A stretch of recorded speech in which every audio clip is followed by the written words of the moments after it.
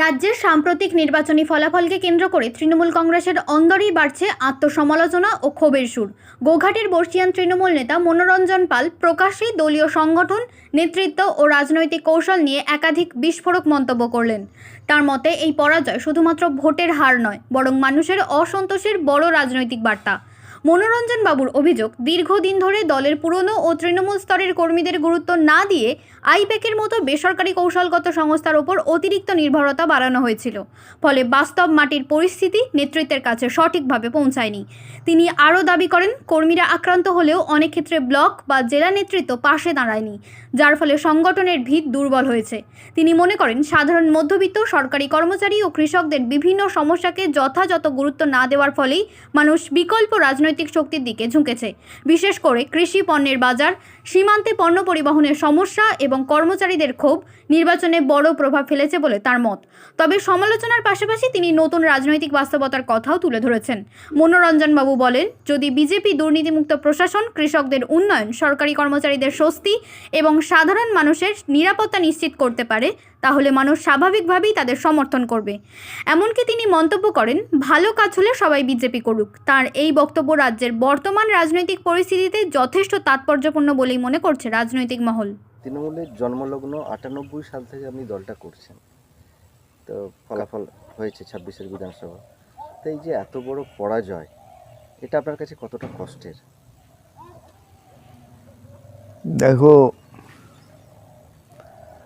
সত্যি কথা বলতে কি, এটা কার পরাজয় বিশ্লেষণ করার মতন অবস্থায় নাই। তবে সবচেয়ে বেশি কষ্ট যে আমাকে আজকে 3 বছর রাজনীতি থেকে সরিয়ে দেওয়া হয়েছে। তৃণমূল কংগ্রেসের দলীয় সাংগঠনিক নামে জেলা সহসভাপতি, ওটা আই ওয়াস, কিন্তু বর্তমানে দাঁড়িয়ে কোথা কষ্ট জানো, আজকে বলছে 2011 সাল বা এর আগে সরকার পরিবর্তন যখন হয়েছে, ছোটোখাটো ঘটনা ঘটবেই। মমতা বন্দ্যোপাধ্যায় বলেছিল, বদলা নয় বদল চাই। এইখানে বিজেপিরও রাজ্য সভাপতি বলেছে, হিংসামুক্ত আমরা আমাদের কর্মীদের মধ্যে শৃঙ্খলা চাই। বর্তমানে দাঁড়িয়ে কে কতটা কি করছে জানি না। বিভিন্ন দিকে খবর আসছে, কোথাও ঘর ভাঙা হচ্ছে, কোথাও পার্টি অফিস থেকে আরম্ভ করে বিভিন্ন হিংসার ঘটনা চলছে। দেখো, ছোটোখাটো ঘটনা একটু ঘটবে, ওর জন্যে ভাবিত নয়। এই যে ফলাফল, আপনি এটাকে কিভাবে দেখছেন? একটা সাময়িক ধাক্কা নাকি একটা বৃহত্তর রাজনৈতিক বার্তা? আমি মনে করি এটা বৃহত্তম রাজনৈতিক বার্তা। তার কারণ, বর্তমানে আমার দীর্ঘ রাজনৈতিক জীবনে দুটো মেরুকরণে তো ভোট হলো, হিন্দুত্ব, দুর্নীতি আর কাটমানি, পে কমিশন, সরকারি ভাতা, এই সব সামনে রেখে আজকে একটা সরকারের পতন, একটা সরকারের উত্থান আমরা নিজেরা অনুভব করছি, দেখছি। চোখের সামনে। আচ্ছা, ইস্যুগুলো তো এটা বলছেন, তো এই পরাজয়ের প্রধান কারণটা কি কি? মানে সাংগঠনিক নেতৃত্ব, নাকি আপনার ইস্যু ভিত্তিক কোনো রাজনৈতিক বিষয়ের জন্যই পতন? ইস্যু ভিত্তিক মানুষের মনে প্রতিফলন তো নিশ্চিত আছে, তবুও যেটা আমি মনে করি যে সাংগঠনিক পরিকাঠামোর মূল্যায়নের অভাব, যারা দলটাকে রক্ত জল করে যারা এনেছিল সিপিএমের সঙ্গে লড়াই করে, তাদেরকে পুরোপুরি বঞ্চিত করে। মানে আপনি সাংগঠনিক নেতৃত্বের কথা বলছেন? হ্যাঁ হ্যাঁ, তো পুরো দলটাকে বসিয়ে দিয়ে, মানে পুরো যে স্ট্রাকচারটাকে বসিয়ে দিয়ে, এই যে আইপ্যাকের মাধ্যমে নতুনের আগমনের যে জায়গা, কোনো পর্যালোচনা ছাড়াই, সেইটা সঠিক বিন্যাস হয়নি। আপনি তো বিভিন্ন মানুষের সাথেও মেলামেশা করেন এবং মাঠেও যান, মাঠে চাষের কাজও করেন, তো সাধারণ মানুষের মধ্যে কি কোনো রকম অসন্তোষ জমে উঠেছিল বলে আপনি মনে করেন? না না এটাই প্রতিফলন ঘটেছে? না না না প্রচারে কোনো খামতি ছিল? না, সেরকম কিছু নেই। মানুষ সিদ্ধান্ত নিয়ে নিয়েছিল যে পরিবর্তন করতে হবে। কেন পরিবর্তন করতে হবে? হ্যাঁ, যে তিনটে শ্রেণী আছে, এক হচ্ছে মধ্যবিত্ত পরিবার, এক হচ্ছে চাকুরিজীবী, এক হচ্ছে এসসি এসটি, নিম্ন আয়ভুক্ত সম্প্রদায়। তা একটা কথা আছে যে চাকুরিজীবী যারা, তারা সর্বতোভাবে নিজেদেরকে বঞ্চিত বলে মনে করে, কিন্তু বর্তমানে কেউই মূল্যায়ন করে না যে পশ্চিমবঙ্গের অর্থনৈতিক ভিতটা কত। সবই নিজেকে নিয়ে ব্যস্ত। চাকরিজীবী যারা, খেটে খাওয়া মানুষ যারা, মধ্যবিত্ত পরিবার। আচ্ছা, এটা তো সাধারণ মানুষের কথা বলছেন, আমি জানতে চাইছি দলের ভিতরে কোনো গোষ্ঠীদ্বন্দ্ব বা আভ্যন্তরীণ সমস্যা কি ফলাফলের জন্য দায়ী? আভ্যন্তরীণ সমস্যার জন্য একটা তো নিশ্চিত। প্রার্থী বাছাইয়ের ক্ষেত্রে কোথাও কোনো ভুল হয়েছিল বলে মনে করেন? সেটা দেখো, প্রার্থীটা কোনো বড় কথা নয়। প্রার্থীটা যদি বড় কথা হতো তাহলে নির্মল মাঝি বলো আর যে বিজেপির হয়েছে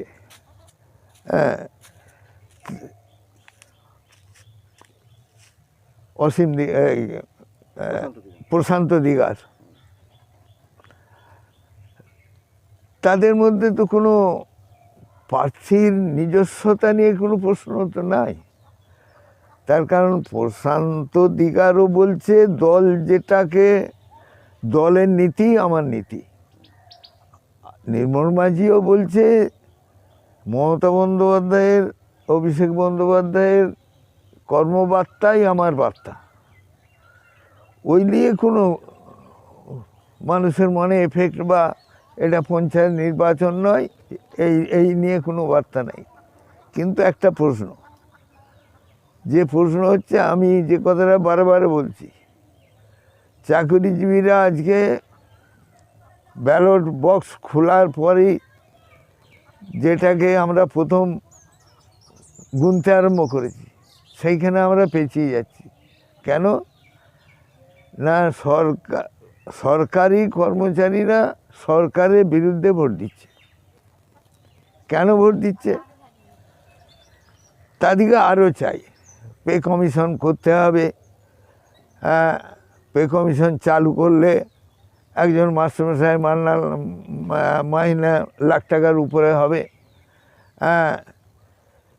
একজন প্রফেসর মাইনে 2 লাখ টাকা হবে, একজন কর্মচারী, সরকারি কর্মচারী মাইনে মিনিমাম 50,000-এর উপরে হবে। হ্যাঁ, বর্তমানে দাঁড়িয়ে যেভাবে মূল্যবৃদ্ধি, তার একটা বিন্যাস দরকার। কিন্তু বলুন তো, আজকে 30,000 টাকা খরচা করে 1 বিঘে জমি আলু চাষ করেছে একটা চাষি, তাকে 30 টাকা 40 টাকা বস্তা আলু বিক্রি করতে হচ্ছে। মানে যে লেবারটা নিয়ে আলুটা উখুড়ছে, সেই জমির আলুটাতেও দিয়েও তার লেবারটা পূরণ হবে, সেই চাষিটার ক্ষোভ হবে না?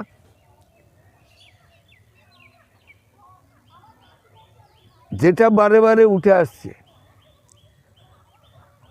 বর্ডার ঘেরা।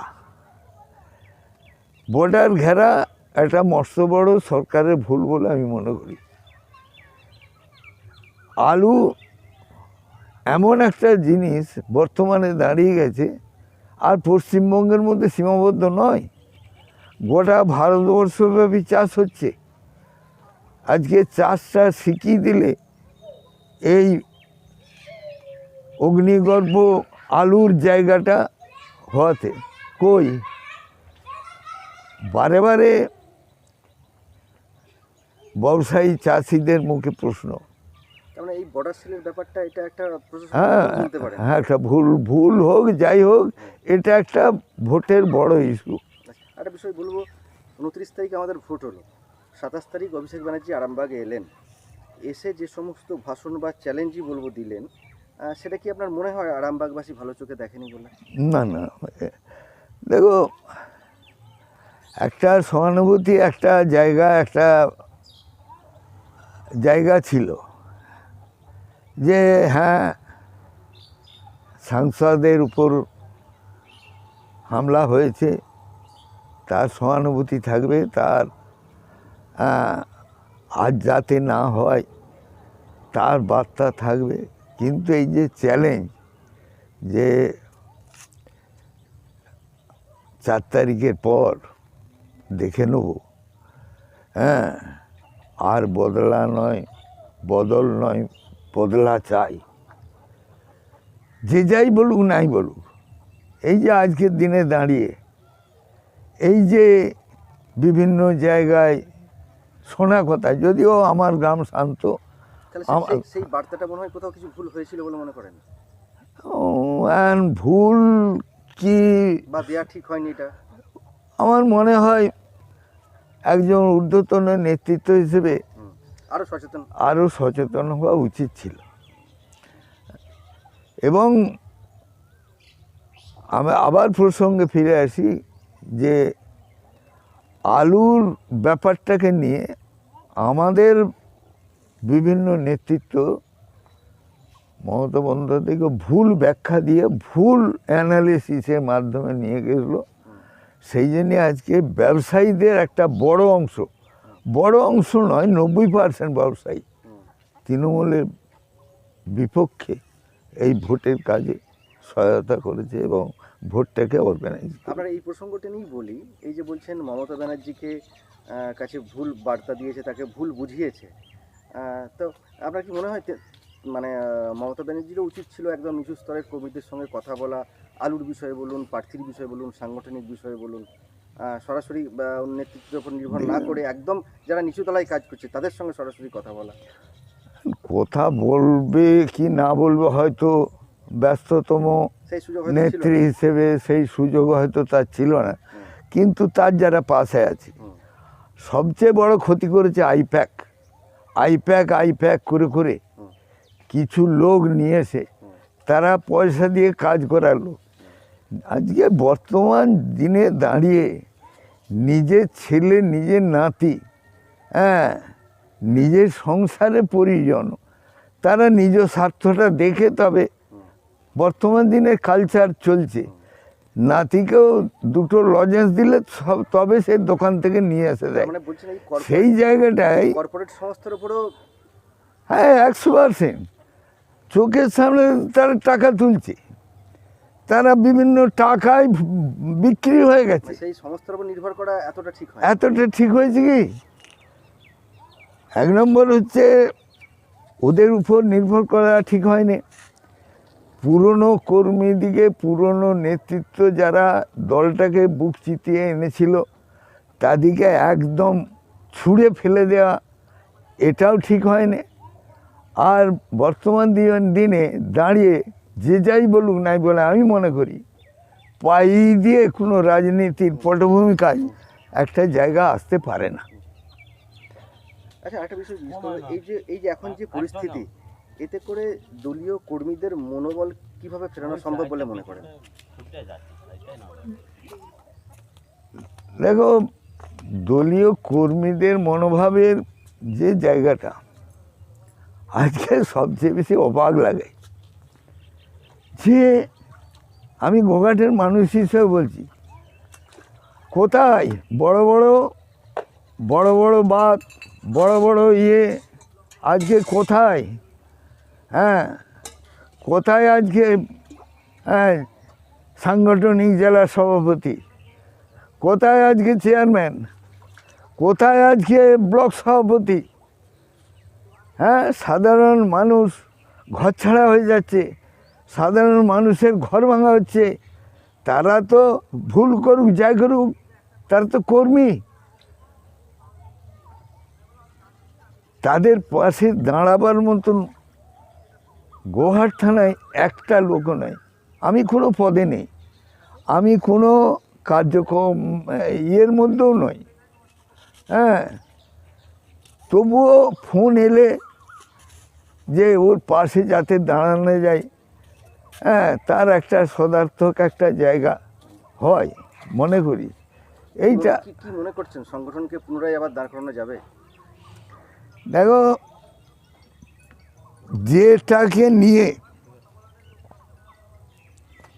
আজ বিজেপি বিপুল সংখ্যাগরিষ্ঠতায় এসেছে, কি দুর্নীতি মুক্ত প্রশাসন করব, পে কমিশন চালু করব, লক্ষ্মী ভাণ্ডার সহ সমস্ত ভাতা 3000 এবং তদূর্ধ্ব যে জায়গাটা তাদের ডিক্লারেশন অনুযায়ী, মানে এবং মধ্যবিত্ত পরিবার, যেটা মধ্যবিত্ত পরিবার বা মিডিল ক্লাস সোসাইটিকে যেমন তৃণমূল বঞ্চিত করেছিল, সেই বঞ্চনা থেকে এরা যদি রক্ষা করে, তাহলে আমি মনে করি কোনো দলের দরকার নেই, সবাই বিজেপি করুক। একদম শেষ প্রশ্ন করব, যা পরিস্থিতি বলছেন তাতে করে নতুন যিনি প্রার্থী পদে জয়ী হয়েছেন বিজেপির যারা আছেন এবং যিনি প্রার্থী আছেন, তার উদ্দেশ্যে শুভেচ্ছা বার্তা বা অনুরোধ আপনি কি বলতে চান? দেখুন, প্রশান্তকে আমি ব্যক্তিগতভাবে চিনিনি, তবুও আমার বিধানসভার সে একজন মানুষ,